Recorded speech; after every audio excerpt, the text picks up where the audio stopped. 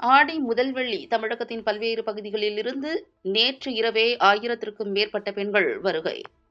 ஆடி மாதம் என்றாலே அம்மனுக்கு உகந்த மாதம் என்பதால் ஆடி மாதத்தில் அம்மனை வழிபட்டால் நினைத்த காரியம் நிறைவேறும் என்பது ஐதீகம்.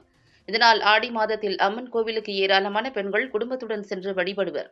அதுவும் ஆடி வெள்ளி என்றால் மிகவும் சிறப்பு வாய்ந்த நாளாக கருதப்படுகிறது. இந்த நாளில் ஆயிரக்கணக்கான பெண்கள் குடும்பத்துடன் அதிகாலை முதலே அம்மன் கோவில்களுக்கு சென்று வழிபடுவார்கள்.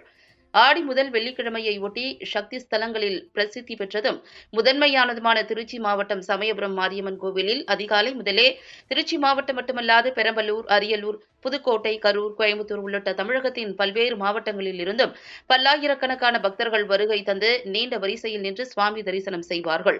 மேலும் மொட்டை அடித்தும் தீச்சட்டி ஏந்தியும் அலகு குத்தியும் தங்களது நேர்த்திக்கடனை செலுத்தி அம்மனை வழிபடுவார்கள்.